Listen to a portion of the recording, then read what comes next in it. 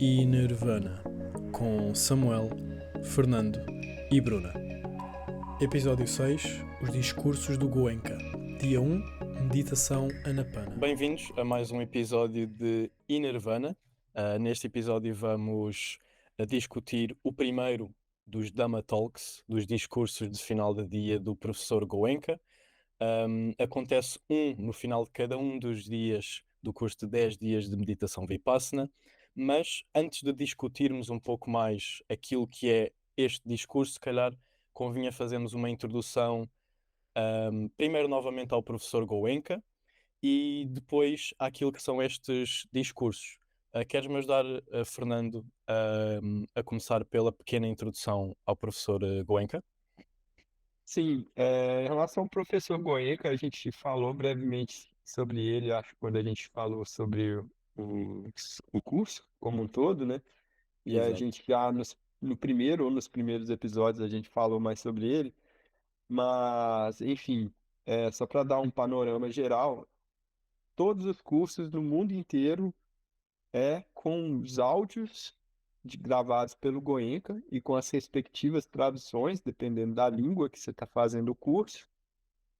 E os vídeos também, ele falando e com os subtítulos, né, com as legendas correspondentes à língua que se você está fazendo o curso.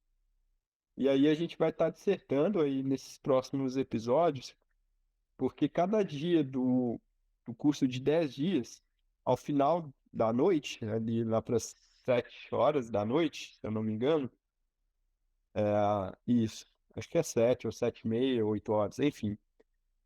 Depois da última meditação em grupo, a gente vai assistir esses vídeos do professor Goenka, que são sensacionais, né? Se a Bruna tivesse aqui nesse episódio, ela sempre fala, eu olhava para o Fernando e estava com o olhinho brilhando, assim, nem piscava olhando para os vídeos.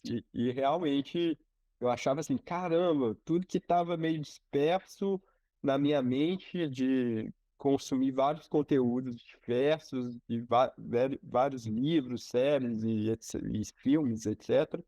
Tava tudo muito bem explicado e condensado nesses vídeos. E realmente é uma sabedoria de vida concentrada fenomenal. E aí o primeiro episódio a gente vai discutir hoje, né, do dia 1. E aí os próximos 10 episódios, né, os próximos 9, mas aí no dia 11 também tem um outro, né, então realmente os próximos 10, a gente vai estar falando um pouquinho dessa sabedoria que tem em cada episódio. Tanto sabedoria geral de vida, mas também explicando o porquê de cada detalhe da técnica. Então, se o dia inteiro ali a gente está exercitando a prática, é nesses vídeos que a gente vai estar explicando, vai estar entendendo a teoria por trás. E ele fala muito bem, né? Então a gente aqui só vai dar uma pincelada aí para talvez atiçar a curiosidade do pessoal, para quem não fez, e para compartilhar os nossos insights para quem já fez, né? E mas ele falando realmente é sensacional, né? Muito muito gostoso de ouvir ele falar, que ele fala muito bem. Então é isso, né? Em termos de introdução, tem mais alguma coisa a somar, Samuel? Não, é isso, só mesmo acrescentar e reforçar o que disseste. Quanto à sua oralidade, é um orador mesmo incrível. Só para terem uma ideia, os discursos têm normalmente, não sei, entre 40 e muitos minutos, a 1h20 ou 1h30, por aí. E nós estamos ali a ver, barra, ouvir estes discursos durante 1 hora, e ele durante 1 hora, incrível. É mesmo um orador que dá gosto ouvir. Não quer dizer que concordemos com tudo, né? E isso é que também vamos discutir isso nestes episódios, mas é que de facto bastante bom, tem muitos insights e se calhar vamos então discutir já, entrar já para dentro deste primeiro discurso do primeiro dia, o que ele chama de Dhamma Talks. Uhum. Neste primeiro dia, o que ele discute primariamente é a técnica de meditação de Anapana, que é a técnica mais básica para nos introduzirmos à meditação antes de entrarmos propriamente no Vipassana. e discute-a primeiro sobre o ponto de vista prático, ajuda-nos a perceber como melhor entender e fazer e para que serve essa meditação, e depois tem um pouco mais de discussão filosófica sobre o significado de tudo aquilo e do que estamos ali a fazer. Parecem-me ser estes dois pontos, correto? E se Uhum, calhar começamos com a parte mais prática, que é com a parte com a qual ele começa, e, uhum, e desde logo a primeira nota que eu tenho aqui, que foi a primeira coisa que ele disse nesse discurso, é o Gonca fala-nos da necessidade de trabalharmos arduamente, continuamente, se queremos ter resultados.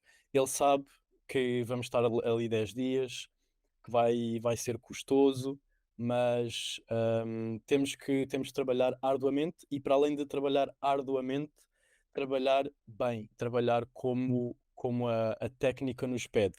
E então ele passa a explicar-nos o que é. E então consegue explicar muito sumariamente aquilo que é a técnica de Anapana, esta introdução que temos uhum. ao Vipassana?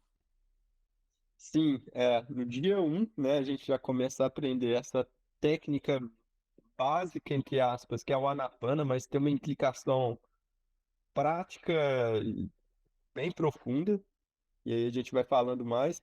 Só para acrescentar um pouco, realmente ele fala para a gente trabalhar, se esforçar bastante, mas da maneira correta, porque se a gente não entender a técnica corretamente, mesmo que a gente medite arduamente, passe muito tempo meditando, mas se não for da maneira correta, se não for com o entendimento correto, a gente não vai ter os benefícios esperados. Então é importante a gente ter esse entendimento. E também essa questão que é a prática, a parte prática que é importante, né? Então é a prática do jeito certo que a gente vai conseguir progredir. E é outra questão que é muito falado, não só pelo Goenka, mas eu acho que por Buda em si, em outras passagens, é que a, eles vão mostrar o caminho, mas a libertação e os benefícios a gente tem que praticar por nós mesmos.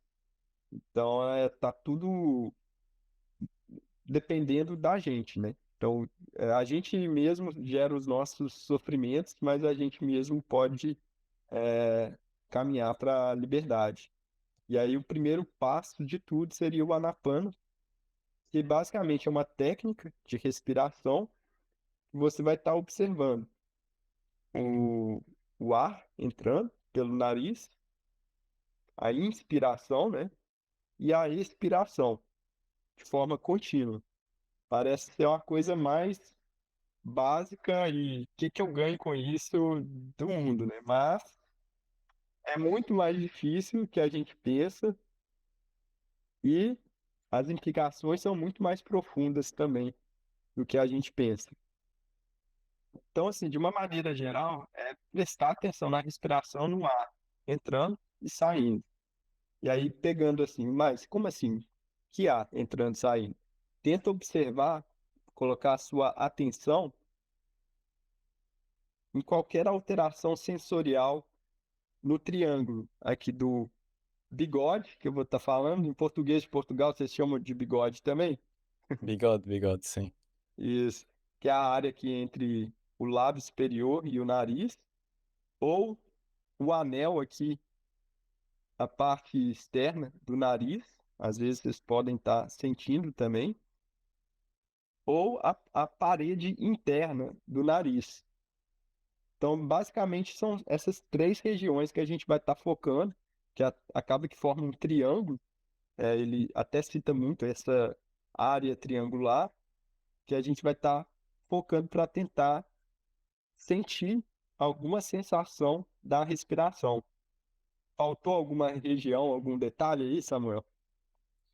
Não, é exatamente isto. A técnica em si é bastante simples, mas como disseste, não só as implicações ah, são bem maiores e é bem mais difícil do que aparenta ser, mas em termos daquilo que é a técnica, é simplesmente isso, é a observação da natural respiração. Não é suposto controlarmos, não é suposto respirarmos com força para sentirmos, nem o contrário. É simplesmente estarmos, simplesmente existirmos, a respiração vai acontecer naturalmente e estarmos atentos, hum, e focados para perceber a existência dessa respiração na área que tu indicaste, para começar.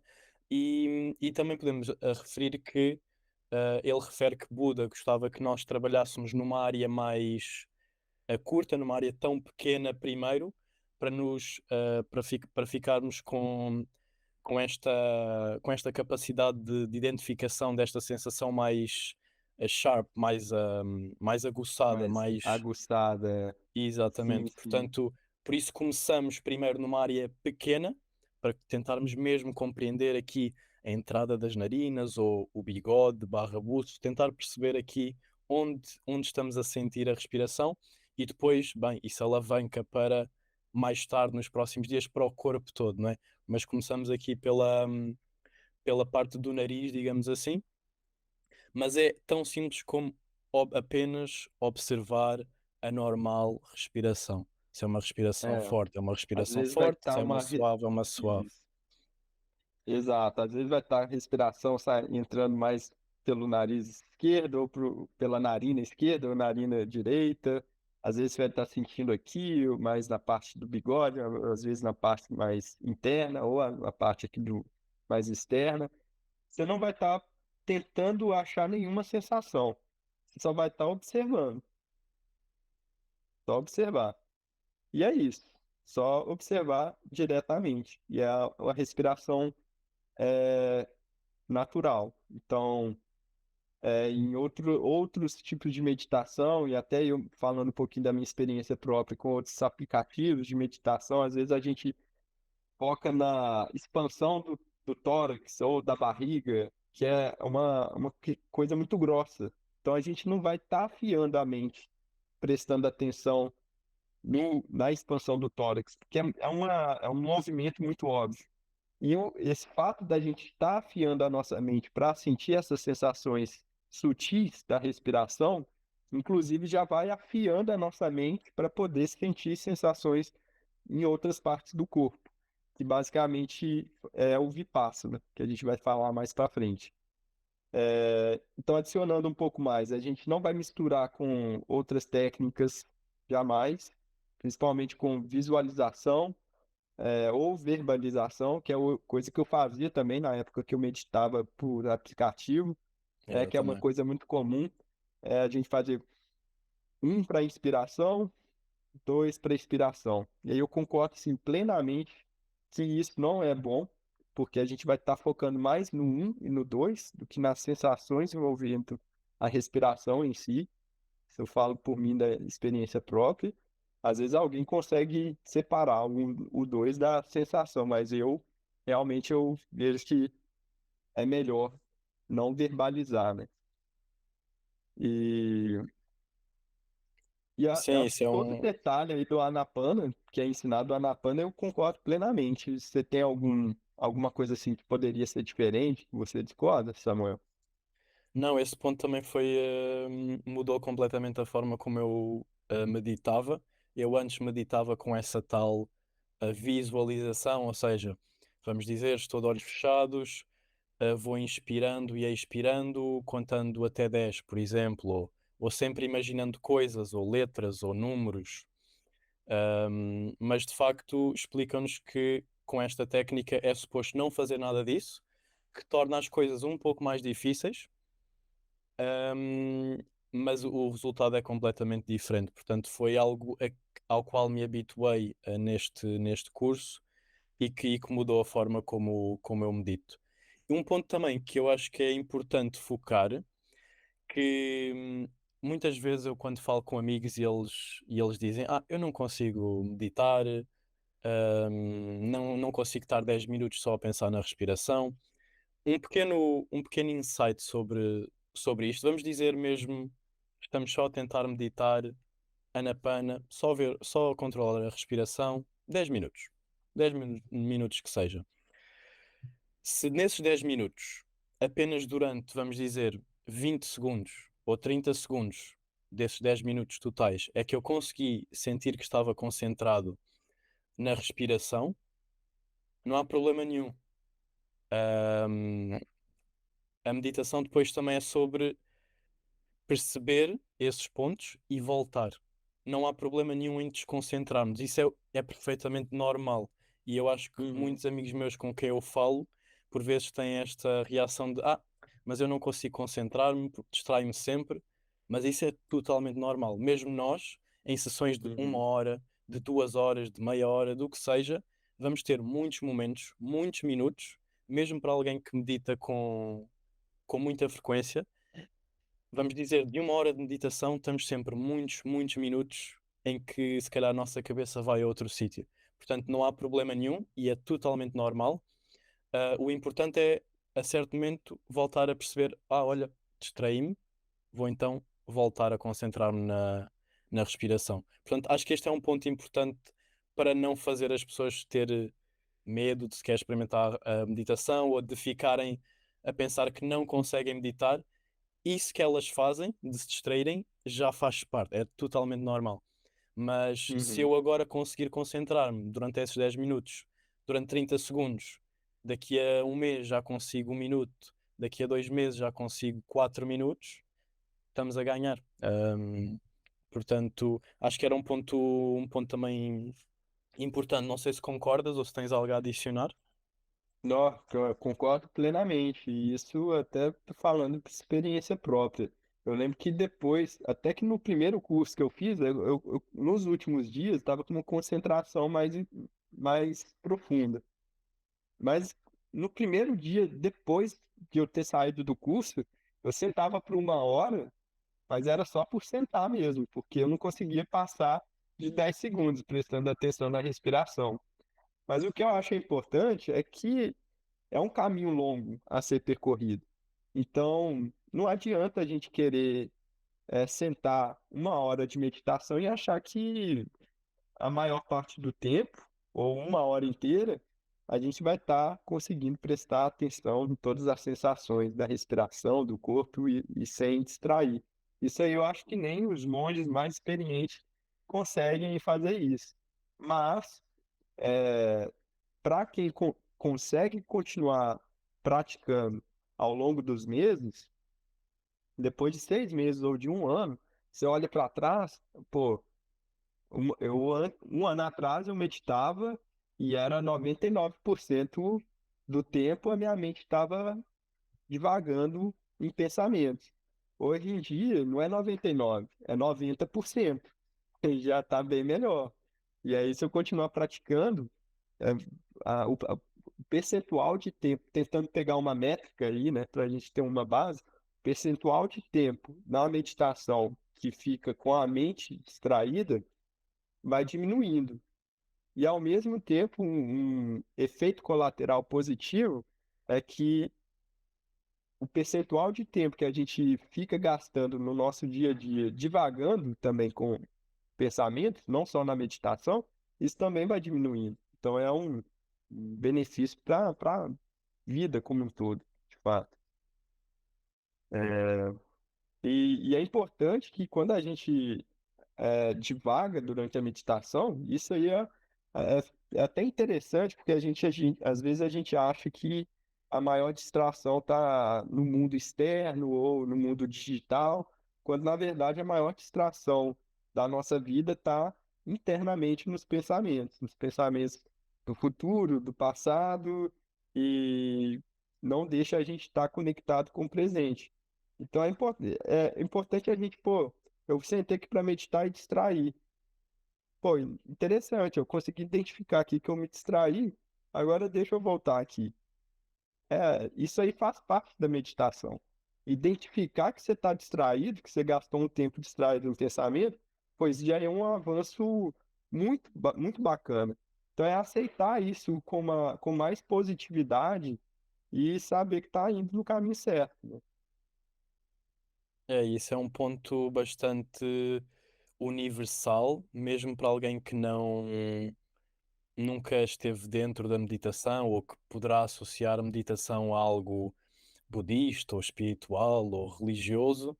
isso que tu acabaste de dizer parece-me bastante universal e fácil de compreender e que qualquer pessoa acho que concordaria que tem benefícios.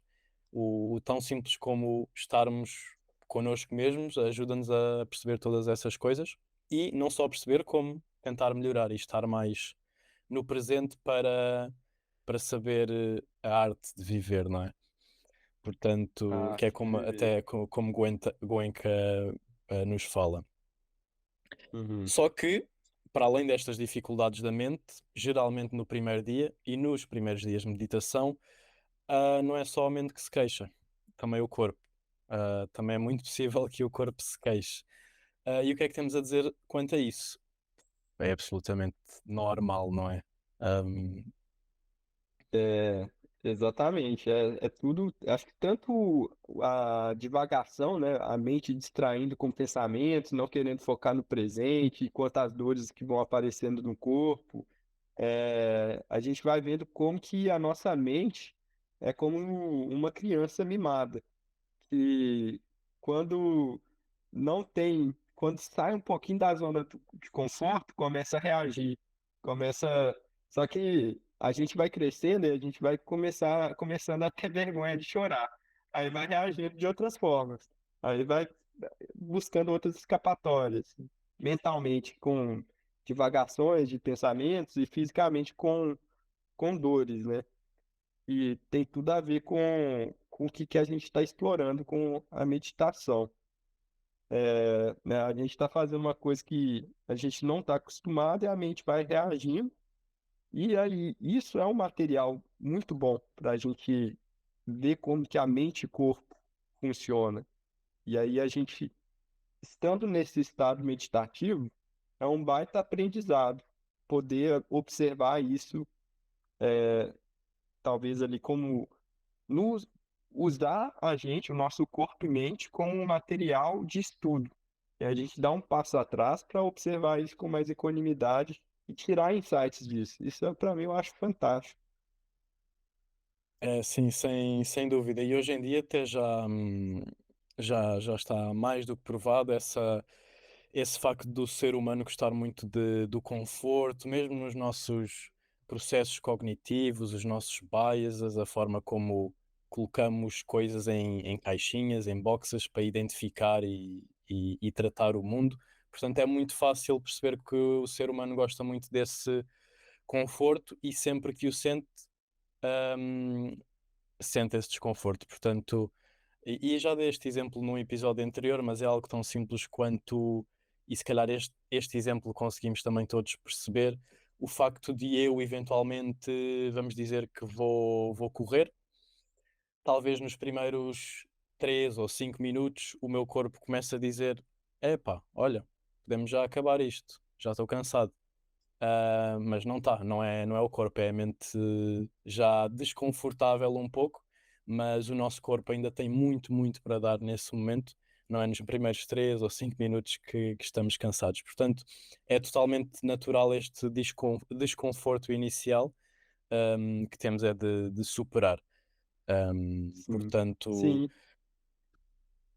E acho que isso tudo vem do quê? Vem a questão do que até o professor Goenka, né? Inclusive um parênteses aqui, tudo que a gente está falando aqui é tudo muito baseado no conhecimento, na sabedoria do Goenka e não só dele. Aí quando eu falo alguma coisa que está diferente do vídeo, vem de sabedoria de livros que eu li, de outros atores, de autores, de séries e filmes que falam sobre temas correlacionados.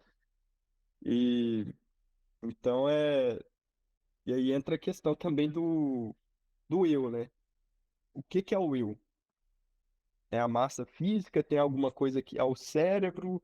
É uma partezinha do cérebro? É a estrutura de processos neurais que faz essa questão do eu ser eu? É a combinação física e mental? O que que é o mental? Então acaba que é uma questão, tanto ciência quanto religião não consegue definir o que que é o eu, né? Mas existe alguma coisa que existe.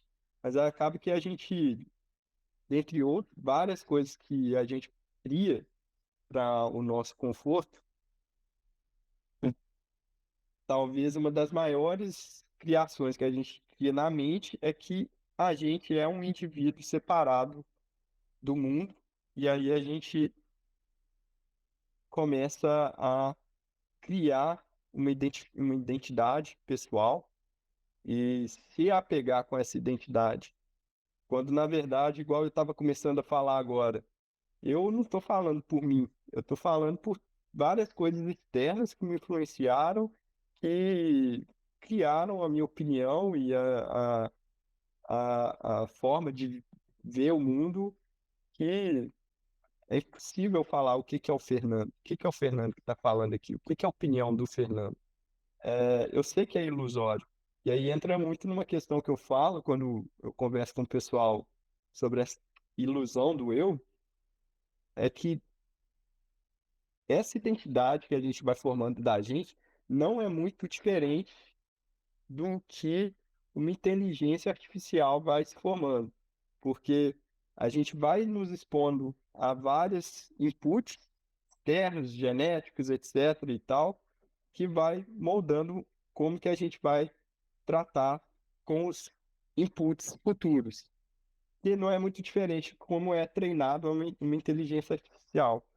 Mas, enfim, essa questão do eu e do apego ao eu é um assunto que a gente pode explorar mais em um próximo episódio, mas é a base do que a gente, para construir essa criança mimada que vai se queixar das dores, que vai multiplicar as dores, que vai buscar pensamentos futuros ou do passado quando não quer focar no presente, quer buscar uma válvula de escape do presente. E tudo começa nesse apego do eu, que aí cria uma tensões internas quando coisas que a gente quer que aconteça não acontece, ou coisas que a gente não quer que aconteça acontece. Esse apego ao eu, que tem toda uma relação com a teoria da seleção natural, eu acho, que é a questão de sobrevivência. Então, tudo que ameaça, mesmo que indiretamente, a nossa sobrevivência, a gente vai tratar aquilo como uma aversão muito grande e vai fazer multiplicar isso de alguma maneira. Então, essa questão do eu traz essas implicâncias, da gente buscar prazeres com mais veemência e a gente querer afastar de dores com mais veemência. E acaba que isso vai gerando mais sofrimento para a gente, né? Acabei que É, estendi um exato. pouquinho mais aqui na parte do eu, mas a gente disserta um pouco mais, talvez, num próximo episódio ainda. Sim, acho que também iremos ter bastante tempo. Este conceito do eu e do que é o eu também é um conceito que para mim ainda sinto que tenho que refletir bastante mais sobre o que é o eu, mas uma palavra uma palavra que também me vinha à cabeça muitas vezes enquanto falavas agora era ego, que no fundo talvez seja este apego ao eu e portanto mais do que às vezes nos focarmos numa palavra e podemos não nos estar a fazer entender, é explicarmos mesmo o que é que queremos dizer e fizeste-lo muito bem. Este apego ao eu, que Uhum. faz com que nós vejamos o mundo sob as palas da nossa existência e que nos pode dificultar ou não abrir as perspectivas para outras coisas. É algo a salientar e, portanto, por isso é que também, óbvio que este curso é difícil. Se nós pensarmos um curso de meditação 10 dias em silêncio, durante umas Uhum. 10 ou 12 horas por dia a meditar, óbvio que é algo, só de pensar pode ser extremamente difícil. Portanto, é importante também nos soltarmos um pouco dessas amarras e querermos mesmo tentar, aliás, e se calhar podemos ir um pouco àquele que é o grande objetivo da técnica, que é como Goenka diz, e passo a citar o de purificar a mente. Ahm, no fundo, ele diz acabar com as ansiedades, desconfortos, raivas e todos os tipos de sensações negativas, porque estas negatividades são a nossa miséria. E a técnica serve para nos livrarmos disto. Se calhar aqui queria só antes de falarmos um pouco disto. Eu, pelo menos da Uhum, minha parte, sinto que é importante fazermos aqui um posicionamento nosso do ponto de vista filosófico, religioso ou espiritual, porque a verdade é que o professor Goenka, apesar de dizer, e se calhar já lá vamos, estou a ir um pouco mais além, mas só para me posicionar aqui atrás, ele diz que esta técnica uhum, não é religiosa, não é espiritual, é não sectária, mas a verdade é que às vezes a linguagem dele, em certos momentos, pode dar sempre alguma sensação de, pelo menos para mim, não sei se concordas, dá sempre uma uhum, sensação de alguma espiritualidade, de alguma religiosidade, mas eu sempre tentei, mais do que ouvir concretamente o que ele está a dizer, eu tentei compreender o que ele quer dizer. E uhum, por isso eu que nunca me considerei uma pessoa propriamente espiritual, certamente nada religiosa, não me incomoda muito a forma dele às vezes falar de uma forma mais espiritual, porque eu tento compreender o que ele está verdadeiramente a dizer. Óbvio que quando ele diz o grande objetivo desta técnica é purificar a mente, só o conceito de purificar a mente pode ser para alguém que nunca ouviu, se calhar pode, não sei, assustar ou parecer ser algo assim diferente, mas colocando isto de purificar por outras palavras, é exatamente o que nós acabámos de dizer desde o início da gravação. O facto desta respiração ter muitas implicações positivas, o de estarmos mais. ahm, de nos compreendermos melhor, estarmos mais concentrados, de nos conseguirmos focar em nós mesmos e na respiração e todas essas implicações positivas. Portanto, queria só dar essa ressalva porque durante todos estes episódios em que falamos dos Dhamma Talks dele, se calhar vamos ter algumas expressões que narramos dele que podem parecer um pouco mais espirituais, mas pelo menos da minha parte isso não me incomoda porque estou a tentar sacar o sumo ou o suco que de sim, lá vem. Não sei se sim, concordas com este ponto que eu fiz e se sentes o perfeito, mesmo. concordo bastante. Realmente tem alguns pontos ali que tem um pouquinho ali de soar um pouco religioso e tal. Tem até questão que ele mesmo fala, né?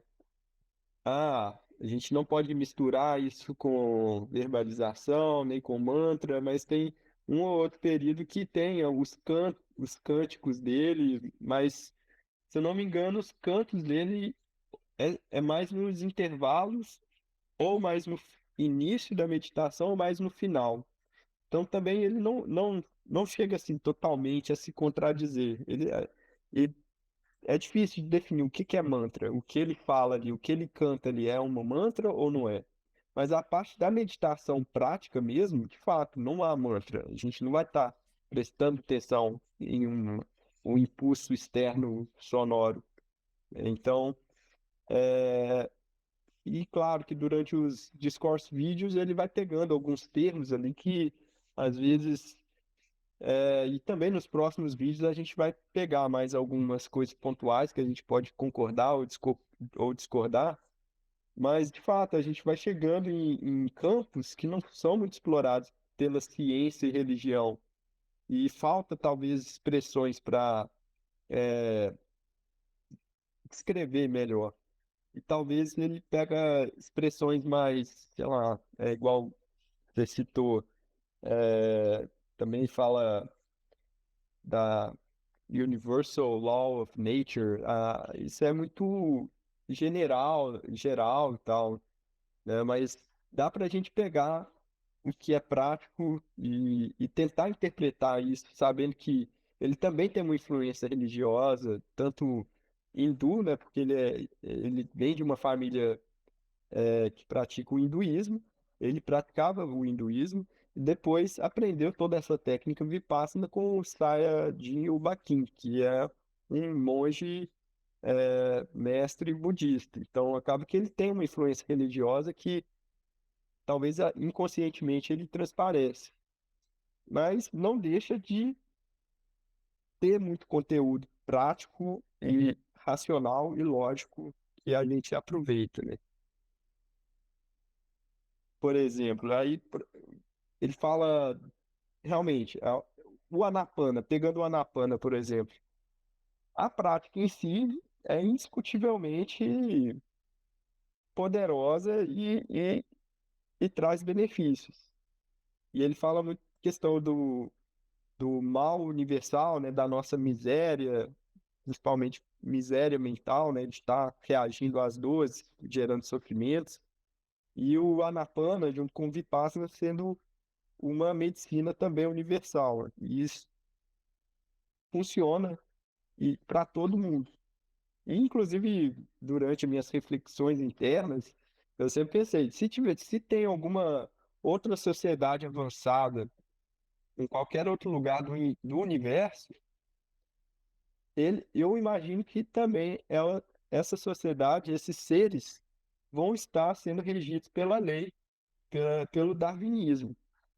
E, consequentemente, eles vão estar sofrendo da mesma maneira, porque eles vão estar, por seleção natural, seja no planeta Terra ou em qualquer outro lugar, os seres vão estar buscando mais os prazeres para estar aumentando as chances de sobrevivência e reprodução e tentando se afastar das dores, para afastar de perigos. E isso funciona.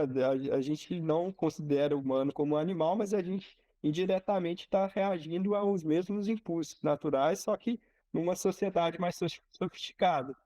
E isso eu tenho certeza que outros alienígenas em outros lugares vão estar reagindo da mesma maneira. Então, realmente, eu vejo isso como um mal universal e o Anapana, junto com o Vipassana, sendo um remédio universal. Funciona só com seres não só aqui na Terra, mas às vezes com outros seres conscientes em outros lugares do universo.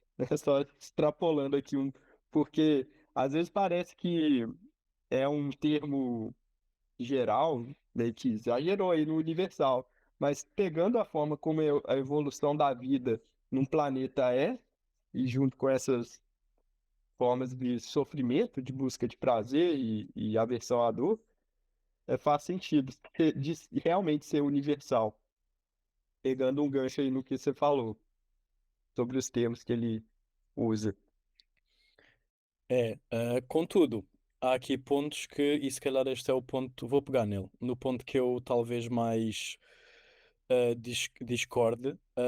Não que seja um ponto que faça mudar muito, mas é simplesmente a forma como ele vê e interpreta isto e com a qual eu discordo, e tem aqui umas notas que é. Ele fala que a pureza da técnica faz vir ao de cima as impurezas da mente e do corpo, que se fazem vislumbrar através de, por exemplo, dor ou desconforto em alguma parte do corpo. Ou seja, ele aqui diz-nos que o facto de estarmos a fazer a técnica faz com que todas estas coisas más que temos cá dentro se comecem a soltar.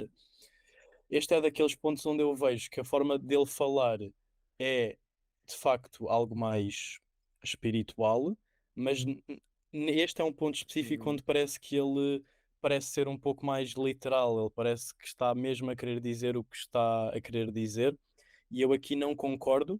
Ainda assim, não é algo que me chateie, porque ele simplesmente é uma forma de estar a explicar a técnica, que se calhar de facto é algo que inevitavelmente acontece, o facto de nós estarmos a praticar, por exemplo, e a meditação é algo bastante bom para a ansiedade, e se calhar o facto de estarmos a meditar conseguimos deitar cá para fora essa ansiedade e controlá-la melhor.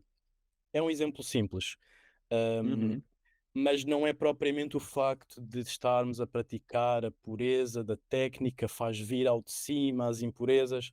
Aqui é um daqueles pontos onde, e se calhar há uns quantos, em que eu pessoalmente penso que não concordo, porque me parece que ele está a ser literal demais, no sentido de querer arranjar algumas explicações para a forma como as coisas acontecem, que pode estar mais ou menos Hum. parecida ao que é a realidade, mas a explicação, ou a forma de tentar explicar, parece-me way off, parece-me bastante religiosa. É, Mas por eu ser acho que mais é ou menos parecido à verdade, não me incomoda muito, porque simplesmente lá está é o que estavas a dizer, ele vem desse background hindu e a forma como ele Uhum. tenta racionalizar isto talvez não se identifique nada com a minha, mas não é por isso que deixa de ter valor, penso eu. Não sei se tens alguma. Exatamente. Eu talvez procuraria palavras melhores, mas para tentar explicar isso racionalmente, logicamente, direitinho, talvez seria tão extenso que aí ele falar as impurezas profundas da mente e já resume por aí. Mas como eu entendo mais como metáfora, né? E não como uma coisa que realmente ele acha que tem uma impureza, até porque é difícil de localizar o que é a mente e tal. Mas enfim, eu entendo o que você diz, mas também entendo o lado dele. Eu acho que ele só não quis dissertar tão detalhadamente o que seria essas metáforas que ele simplifica durante os discourse vídeos. Então, por exemplo, nessas impurezas que vão soltando e tal, como se fosse um progresso ali, né, que a gente vai descascando a cebola e fazendo das impurezas camada após camada. Eu acho que é porque a meditação a gente vai afinando a nossa sensibilidade, as sensações e equanimidade, que às vezes tem sensações tão profundas e tão sutis ao mesmo tempo, que só depois da gente ter treinado muito, ele tá com uma sensibilidade muito alta e ao mesmo tempo com uma equanimidade muito boa para olhar essa sensação objetivamente para não reagir. Que aí é onde, pô, isso aqui, vou parar de reagir a isso. E essa sensação pode estar associada a algum trauma passado, pode estar, ou algum trauma recente, pô, qualquer coisa. Isso eu acho que é verdade, isso eu acredito.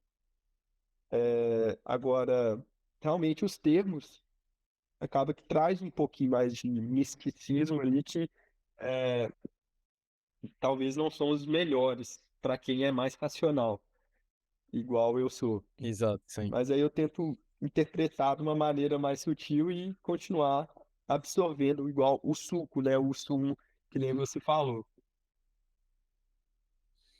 É, sim, é mesmo isso. Eu acho que estando neste curso é preciso, para pessoas que são mais racionais e nada espirituais ou religiosas, acho que é importante também elas se libertarem desse eu forte ou desse ego ou dessa forma de ver a vida e simplesmente tentar compreender o que é que o professor Goenka está a dizer, para além do que está mesmo a dizer.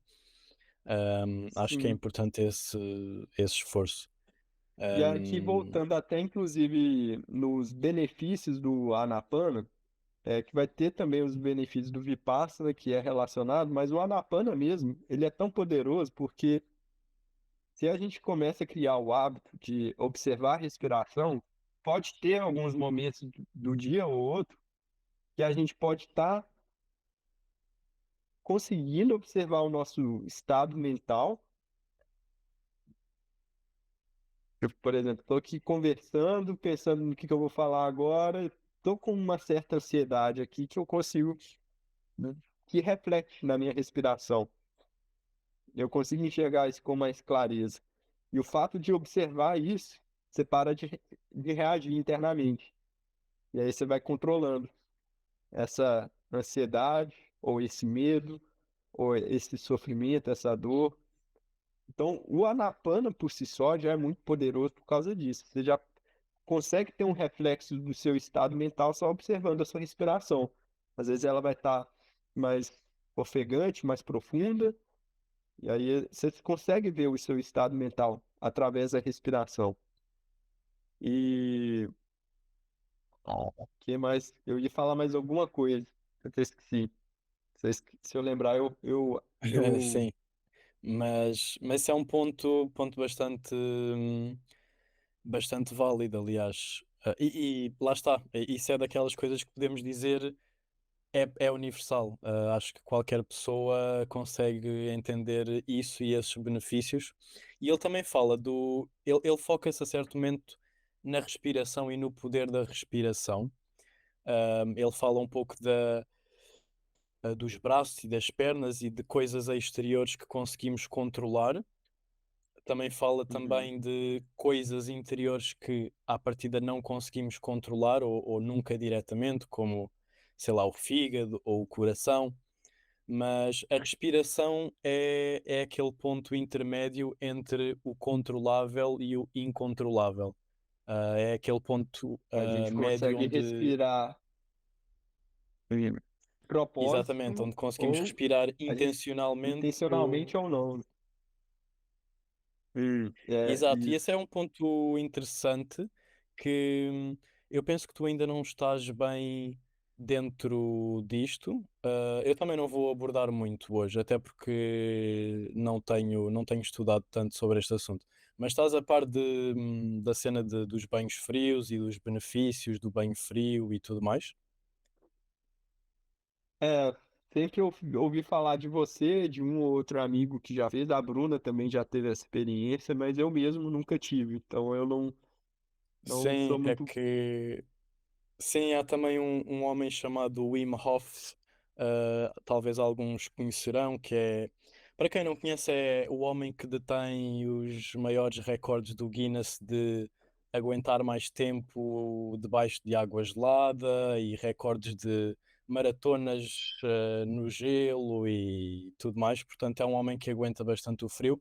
E ele também tem algumas técnicas, não só de respiração, como de banhos frios e de voluntariamente estarmos no frio. E ele também fala muito deste ponto e até tem tentado fazer avançar a ciência nesse ponto, mas parece que Buda já há muitos, muitos, muitos anos atrás sabia isto, que é esse facto da respiração. A respiração pode ser muito, muito importante e, neste caso, voltando agora aqui aos nossos tempos, o Wim Hof e tem tido vários estudos com muitas universidades revelando que a sua técnica e a respiração podem ajudar na defesa do sistema imunitário, um sistema imunitário mais forte e entre outras capacidades. E portanto, não querendo pegar muito nisto, porque até não tenho muito knowledge, muito conhecimento sobre o assunto, eu diria que a respiração, por ser esta chave entre este meio termo entre o controlável e o incontrolável do corpo, tem muitos benefícios que ainda estamos por descobrir, mas curioso que Buda já, que é há 2500 anos atrás, já sabia que havia algo na respiração. Um, Excelente. E essa questão, pegando um gancho aí, vem um pouco do que ele fala sobre a ponte. A respiração, a gente pode fazer isso conscientemente ou inconscientemente. E aí ele até fala, e a gente usa essa respiração não só como âncora para a nossa atenção, a meditação, quando a gente se perde em pensamento, mas também como uma ponte entre o consciente e o inconsciente. Você consegue enxergar isso de alguma maneira mais prática? Por exemplo, no caso do. Normalmente, no exemplo anterior que eu estava falando, pegando não uma ponte entre consciente e inconsciente, mas talvez uma ponte como corpo e mente, quando a gente está num estado ansioso ou um estado mental abalado, a gente consegue observar isso através da respiração mais rápida ou mais profunda, diferente. Da mesma maneira, né, ou seja, é o mental vindo para o físico, respiração. E eu acho que o talvez o homem do gelo aí faz é o contrário, né? Ele altera a respiração para alterar o mental e fazer um loop para isso gerar uma coisa, uma Exatamente. atividade diferente no corpo, né? Então é Exato. como se conseguisse brincar com essa ponte ao seu benefício, né? Isso é bem interessante mesmo. Sim, ainda são pontos que eu ainda quero, mesmo a título pessoal, ainda explorar mais. Acho que também há aí muito sumo para explorar. E já agora falaste dessa Sim. ponte, que é de facto um exemplo que ele dá, e eu até gostava de extrapolar um pouco esse exemplo e vou explicitá-lo agora um pouco mais para a vida, Uhum. porque eu acho que é dos insights mais bonitos que ganhas deste primeiro discurso do primeiro dia. Ele essencialmente dá este exemplo da ponte, faz aqui uma pequena historiazinha sobre muitas pessoas na sua, e tem aqui uma nota sobre isso. Pessoas na sua vida só vivendo numa margem do rio, mas desejando experienciar a outra margem, levam toda a sua vida rezando, desejando, desesperando por não poder estar na outra margem, por não conseguir chegar à outra margem. Ainda assim, em nenhum desses momentos pensam em construir uma ponte para atingir o outro lado. Portanto, achei esta passagem muito bonita porque acho que é muito verdadeira sobre muitas pessoas na sua vida queixam-se muito de muitas coisas, mas por momento algum, muitas vezes se toma o passo certo para simplesmente ir e atingir e querer ser mais e melhor. Um, e gosto, é algo inspirador. É algo inspirador esta metáfora que ele faz, porque podemos sempre Uhum. construir pontes e tentar sempre a fazer melhor.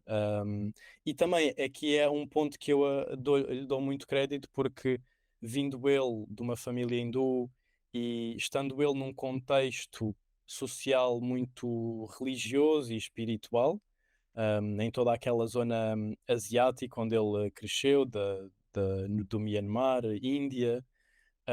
Apesar disso, ele fala muito desta ideia de que é preciso tu próprio fazeres o teu caminho. Tu és, entre aspas, o teu próprio salvador. Não há nenhum Deus que te vem para te salvar. E isto, hum, é algo bastante interessante, especialmente de uma cultura que é tão tradicionalmente tão religiosa e espiritual e com tantos deuses e rezas. É um ponto bastante chave. Nós há pouco falámos de ele, se calhar, ser um pouco a ter algumas passagens mais espirituais, mais religiosas, mas aqui eu também lhe dou o crédito porque acho que é um ponto totalmente ao contrário da religião, o de sermos nós próprios a fazer o caminho e não ter um Deus que nos guie. Portanto, também é um ponto muito, muito positivo que lhe dou, e acho que é um dos pontos-chave que, pelo menos para mim, me ficaram a ouvir o discurso do primeiro dia. Sim. É excelente. E é uma metáfora que tem várias implicações e a gente pode levar muito aprendizado a partir dela mesmo. É o primeiro aí da gente ser agente do nosso destino, né? Não ficar observando.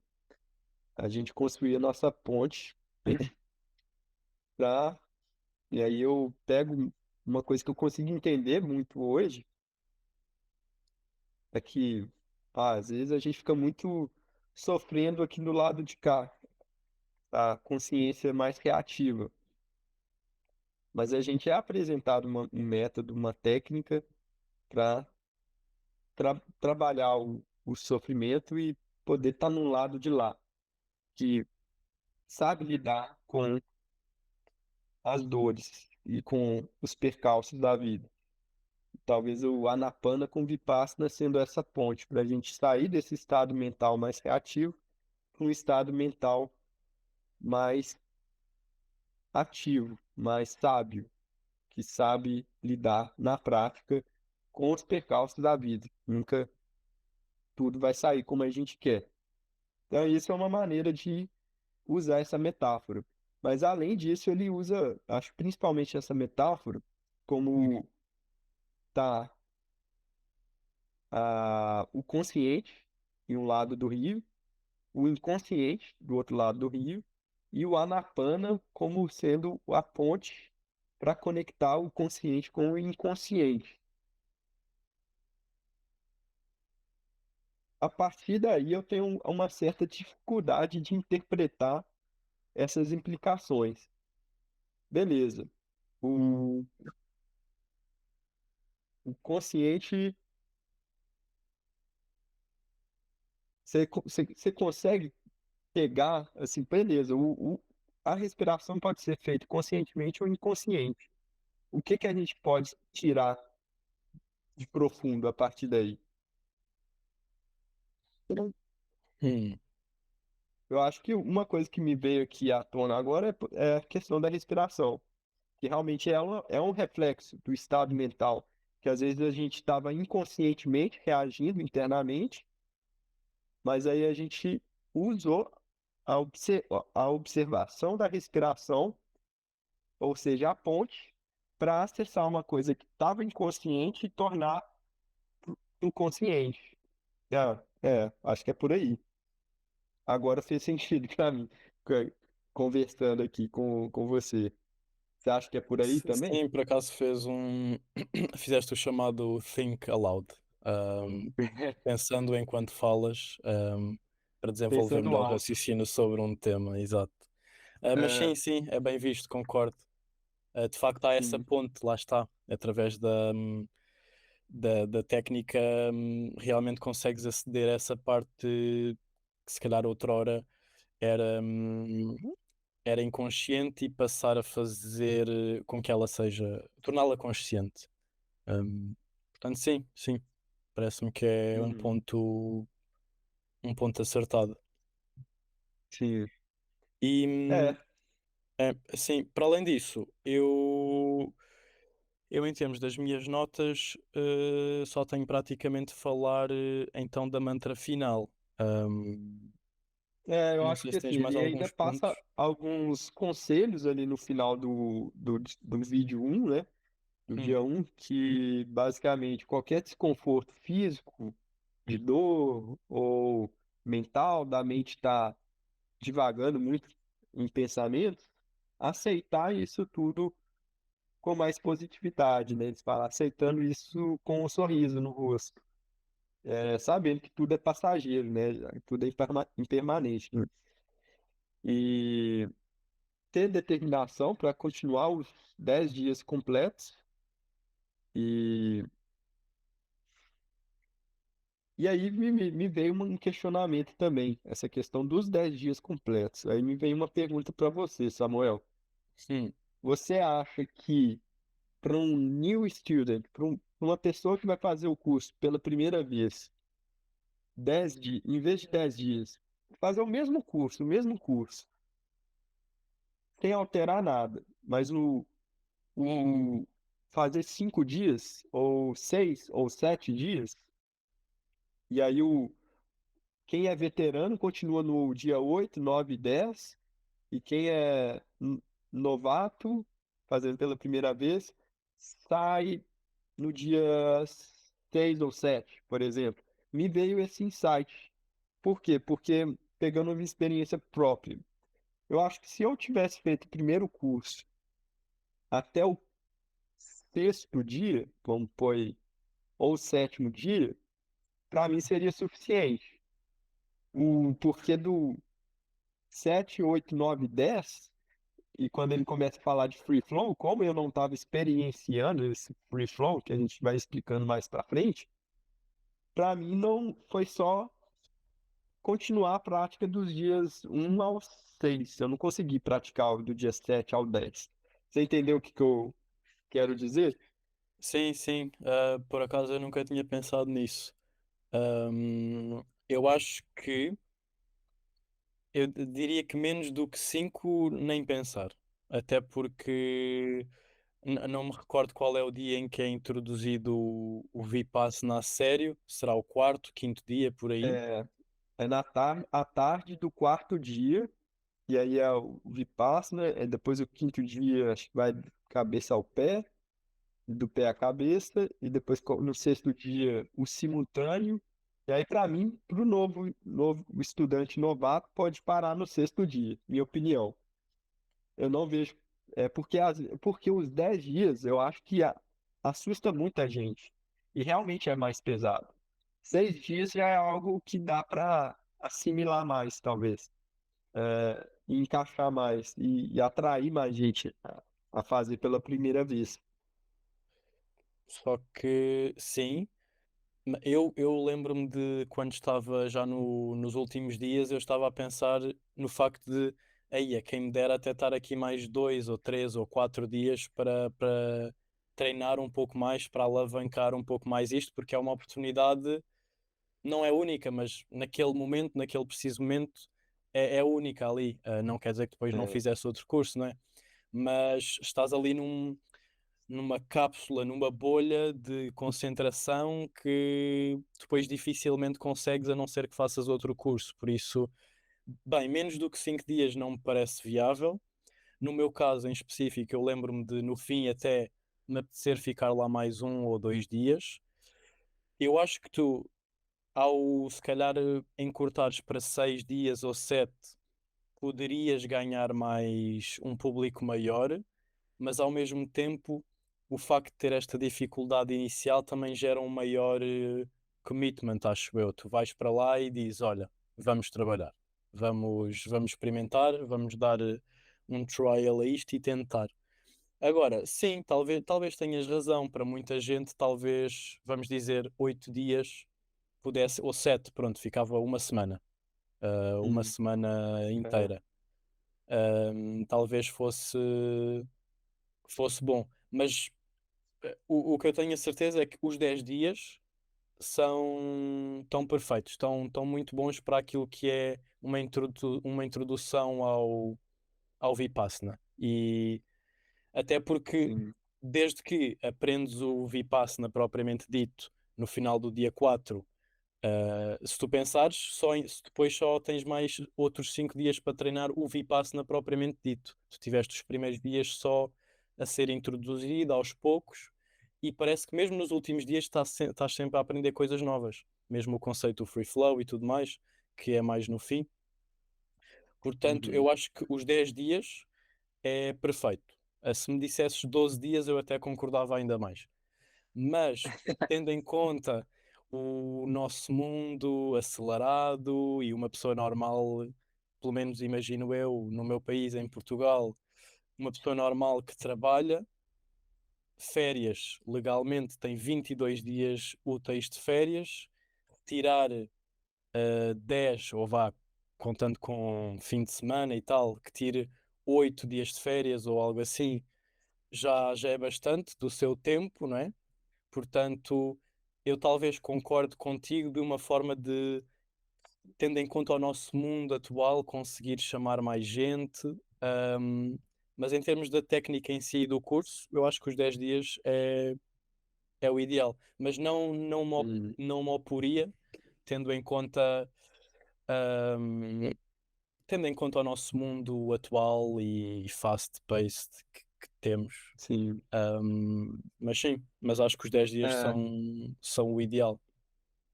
Ou eu 12 falo talvez. isso, mas quando acabou o primeiro curso, eu falei, pô, 10 dias tá pouco. A parte aqui quando a gente para para prestar atenção nas sensações internas, se eu não me engano, é só no dia 9.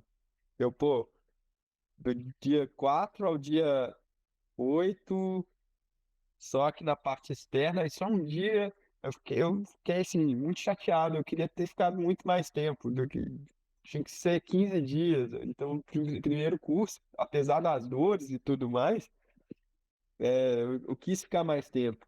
E até no terceiro curso que eu fiz, eu lembro que eu até falei com a professora assistente, não, mas é muito pouco tempo que é dedicado para a parte mais sensações internas, e elas são muito importantes a gente analisar. E elas são mais importantes, mas uma coisa que ela disse, e é fato, mas naquele momento eu optei de dia após dia, para quem é aluno veterano, e se não Vipassana, né, você está sentindo as sensações, está sutis, está tudo fluindo bem, você já pode partir para as sensações internas já no quinto dia. Você não precisa esperar a ordem cronológica. Isso o professor Goenka acho que fala já no primeiro dia. new students, os novatos vão para o quarto, meditar no quarto, aí fazer esse comunicado para os estudantes veteranos, ó, vocês não precisam seguir a ordem da, do que a gente está dando dia após dia. Então, vocês já sabem o que que é o curso de 10 dias, usem aqui o tempo para vocês progredirem, cada um no seu tempo.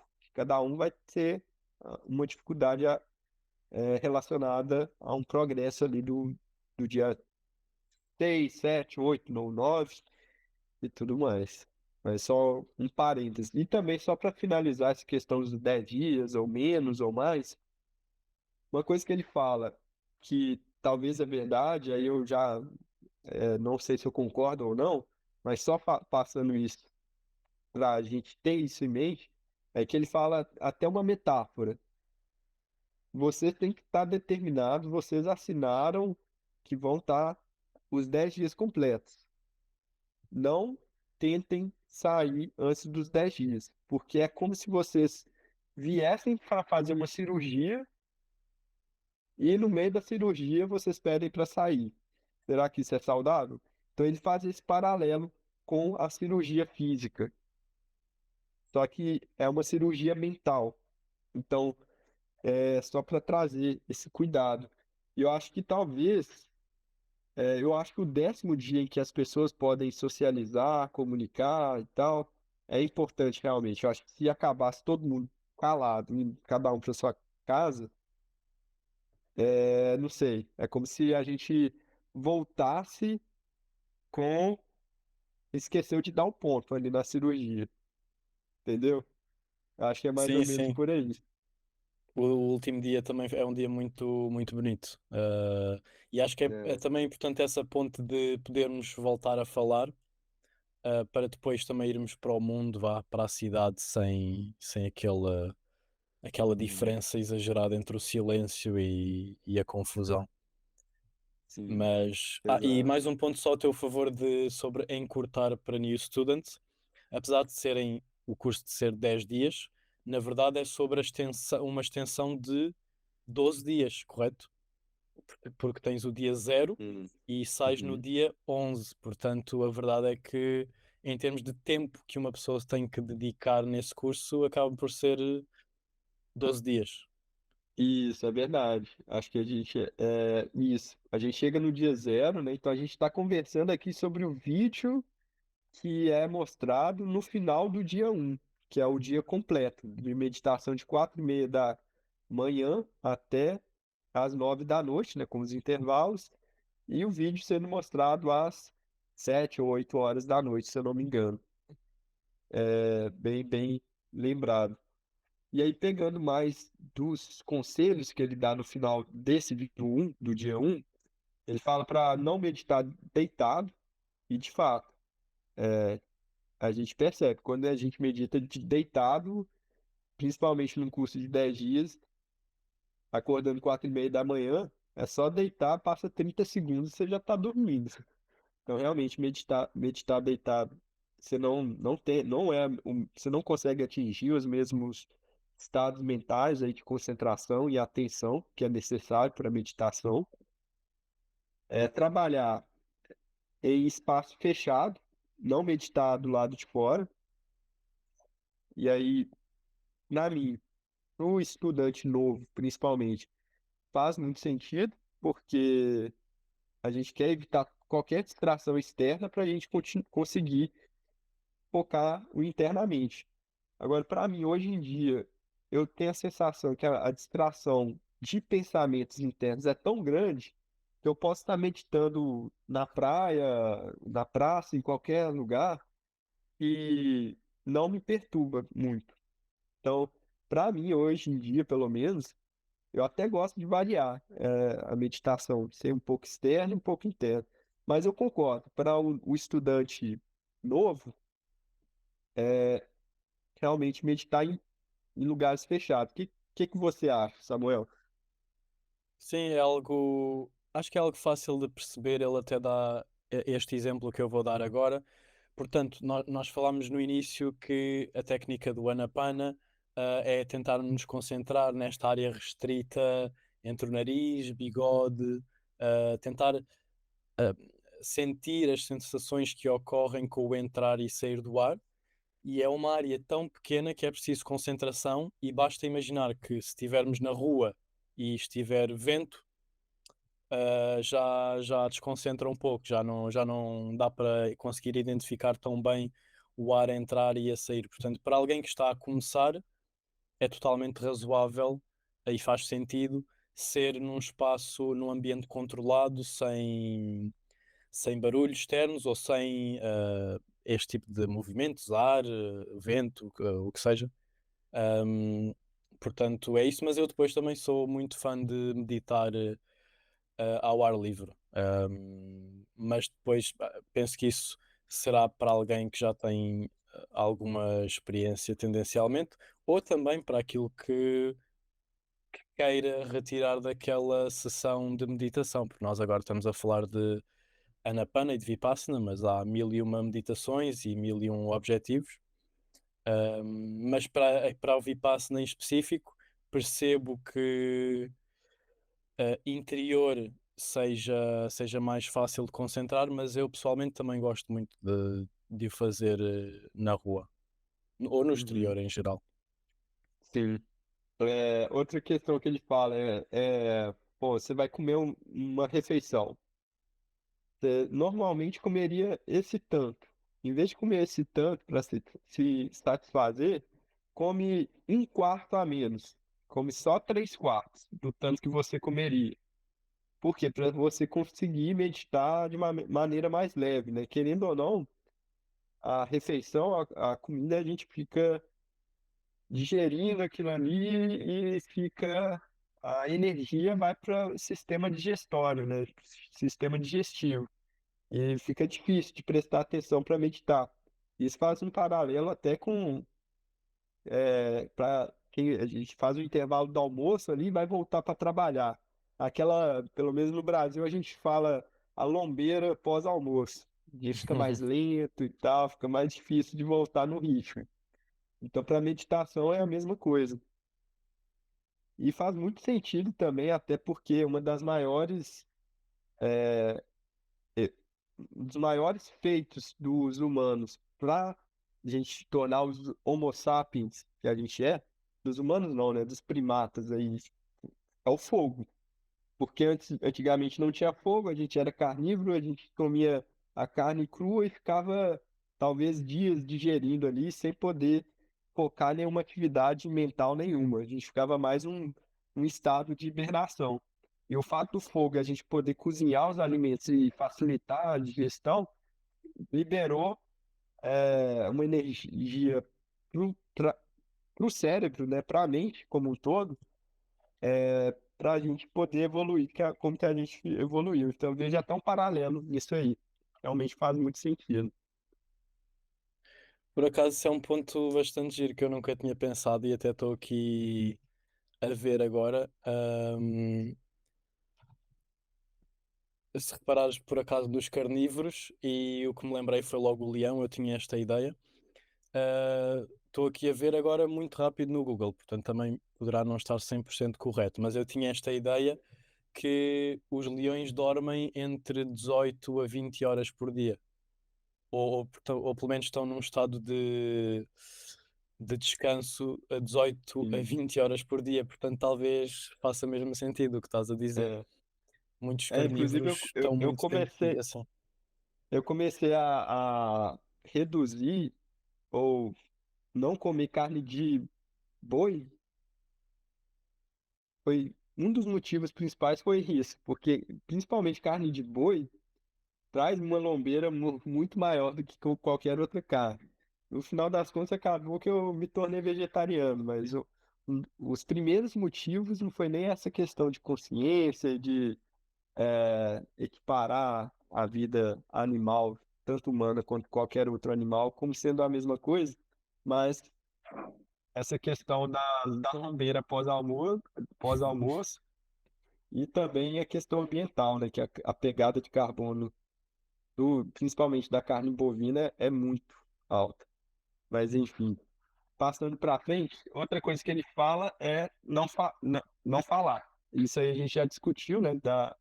E realmente, no dia 10 que a gente pode voltar a falar, e a gente continua com a meditação, a gente percebe como que a interação com outras pessoas ou com o mundo digital, isso gera bagunça a mente para a gente conseguir concentrar na meditação. É como se, ao não falar e se ligar no mundo externo, a água, um lago ali, os, os, os sedimentos vão para o fundo, se acalma, e aí a gente consegue ver a água transparente.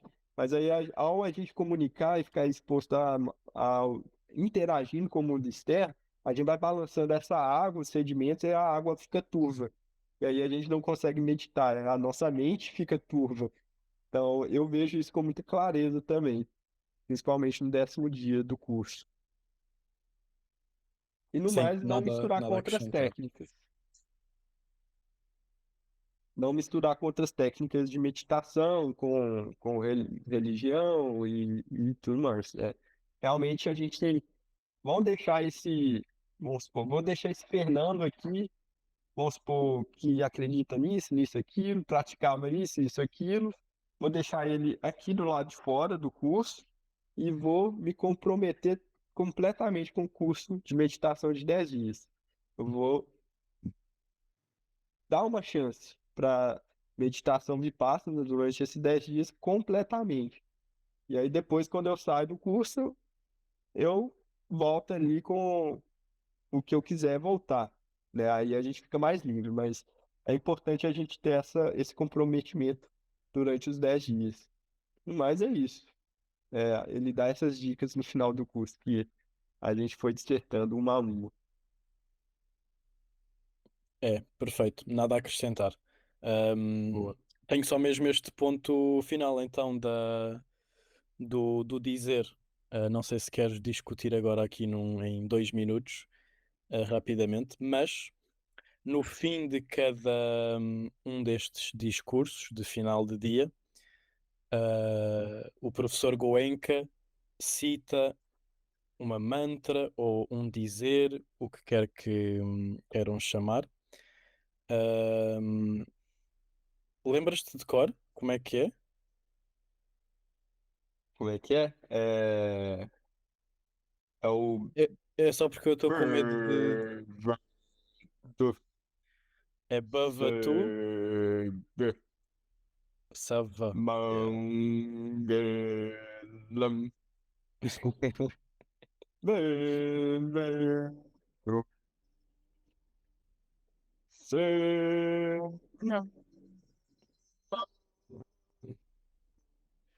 Eh, vou-te só interromper porque infelizmente não te ouvimos bem.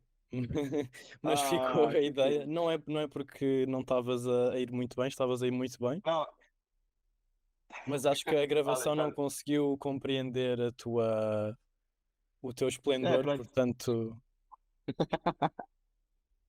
Mas sim, basicamente o professor Goenka no fim cita esta frase 3 vezes: Savatu Sava Mangalam, que significa, é uma tradução, eu penso que isto é Pali, que é a língua antiga falada na era do Buda, e que Sim, significa May all beings be happy, que todos os seres sim. sejam felizes. E ele, após dizer isto 3 vezes, é suposto os alunos, os que queiram, óbvio, ninguém é obrigado, a dizerem também eles 3 vezes Sadhu, Sadhu, Sadu, Sadhu. sadu. Exato. Sim. Que é algo como.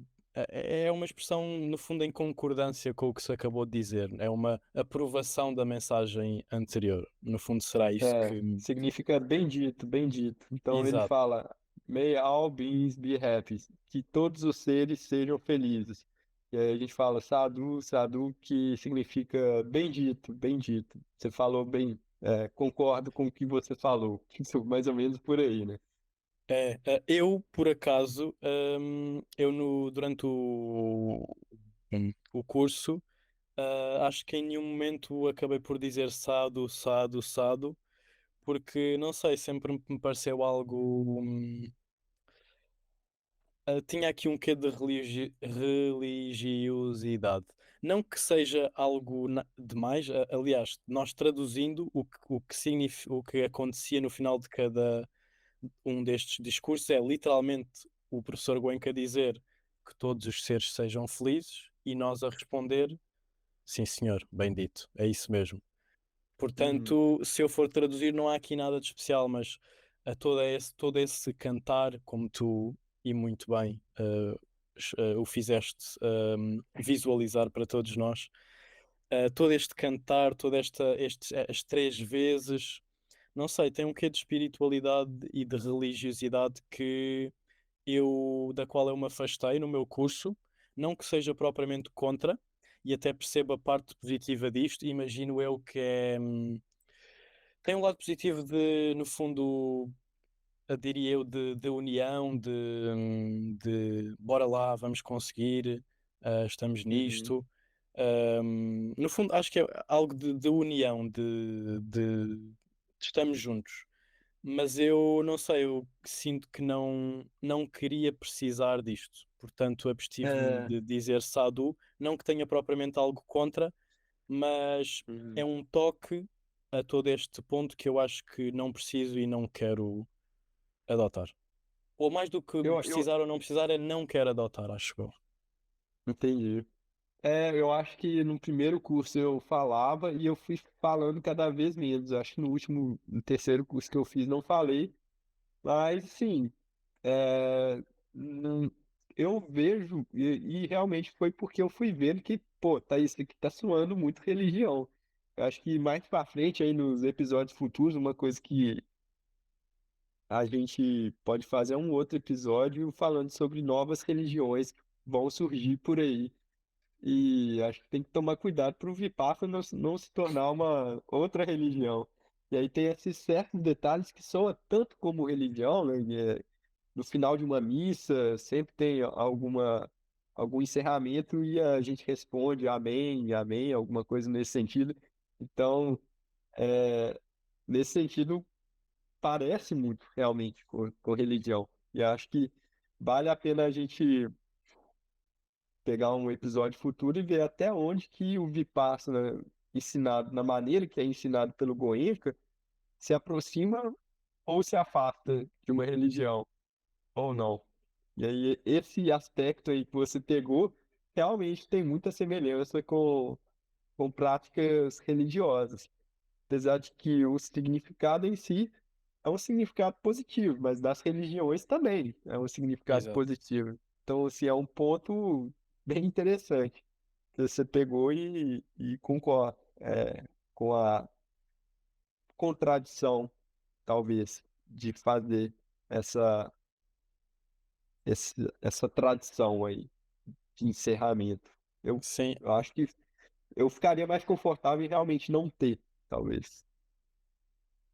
ainda assim, não só este dizer no fim, como também ao longo do dia, hum, no final das meditações ou enquanto andamos pelo centro de meditação, tem os altifalantes com músicas da altura ou cantos em Pali. Portanto, todo esse ambiente também te dá aquela não sei, aquele conforto, lá está, aquele conforto religioso, vá. E percebo o porquê de existir, mas Uhum. lá está. Também acho que não é Aí, aí, algo. aí essa questão dos cânticos em Pali, eu já acho que eu já concordo, eu já vejo com mais positividade, porque se fosse em outra língua que a gente entendesse, começa a ter um pouquinho, começa a bagunçar um pouquinho a mente, que a gente vai tentando entender ali e tal, pá, pá, pá. Agora, se é uma coisa que a gente não entende, a gente só tá na melodia ali, musical, é uma coisa que cria um ambiente um pouquinho mais leve, talvez. Então, resumindo, eu vejo com bons olhos a parte dos cânticos em Pali, e principalmente por ser um cântico em uma língua que a gente não entende, isso eu acho que é importante. Ou ou se fosse uma coisa instrumental, eu acho que também seria bom, para trazer um clima mais leve ali. Isso eu acho legal. Agora, o cântico final ali de encerramento com o Sadu, Sadu, ali, realmente eu também fico um pouco confortável. É assim, de qualquer das maneiras, não é nada que me faça desacreditar de todo no Vipassana. É só um ponto extra. Sim, sim. E bem, sim, da minha parte, é tudo o que eu tenho para dizer hoje. É, Tens algo a eu acrescentar? acho que só para encerrar aqui, uma coisa que eu gostaria de compartilhar do Anapana é que uma das experiências mais profundas que eu tive praticando o que eu aprendi durante os cursos 10 dias foi no terceiro curso que eu fiz, acho que foi no primeiro ou no segundo dia, provavelmente no segundo dia, só com o Anapana, eu tive uma experiência de solução do eu muito profunda, que eu estava observando a respiração e realmente eu acho que eu consegui naquele momento. Normalmente eu não consigo mais de um minuto, mas naquele momento eu acho que eu fiquei algum tempo mais extenso, que ali eu perdi a noção de tempo, não sei quanto tempo, que eu perdi a noção do eu. Eu fiquei, eu não era eu, era só a tensão entre a respiração e a sensação da respiração no nariz, as sensações que era possível de sentir. E aí, normalmente, sempre tem algum distúrbio mental do passado ou do futuro, alguma coisa assim, mas naquele momento estava completamente no presente, focado só na respiração. Então, isso eu acho que foi uma experiência de não eu ali, inclusive uma experiência não dual, que é explicado em outros tipos de meditação, que o Sam Harris, que é um cara que eu acompanho muito, fala dessa meditação, que algumas vezes do Vipassana e com a Anapana, a gente chega nesse estado de completa dissolução do eu e não existe um meditador ou a pessoa que não existe o objeto de atenção e quem está prestando atenção. Isso some e tudo é uma coisa só. Mas, enfim, só para compartilhar que há essa possibilidade de ter uma experiência muito profunda com o Anapana. Mas enfim, é isso aí. Acho que pro dia um deu para explicar bem o que é o Anapana. E nos próximos dias, nos próximos episódios, né, a gente vai explicando os vídeos do dia 2, do dia 3, do dia 4, do dia 5, dia 6, 7, 8, 9, 10. Eu acho que tem um 11 também. E aí a gente vai falando do vídeo de cada dia, né, dos do curso de 10 dias. Tem mais alguma coisa a acrescentar, Samuel? Eu estava falando aqui, né, que a gente vai falar de cada dia. Esse foi o episódio do dia um e a gente vai falando aí do dia pós dia. É sim, perfeito. Peço desculpa por ter ausentado. O computador reiniciou. Tranquilo. É Foi o daquela. tempo certinho de eu terminar o que eu estava Boa. falando e você voltar. Boa, é daquelas coisas que acontecem uma vez a cada 2 anos e foi este o momento que o meu computador decidiu fazer. Mas sim, é isso. Podemos acabar com então o cântico que nós gostamos. Hum. Bah, não, não vou fazer. Não vou fazer o cântico, mas sim, é isso. Como o Fernando disse, agora os próximos episódios serão dedicados aos próximos discursos dos próximos dias. Este foi um bom primeiro episódio desta sessão de 10 episódios que vamos fazer em cada dia. E é isso. Pô, Estamos. encerramos aí. Dia um Pronto. Dia um apresentado. encerrado. Boa E sorte, vem os sejam próximos felizes dias. e estamos aí. Tá bom, Valeu. perfeito. Até ao Boa. próximo episódio. Tchau, tchau.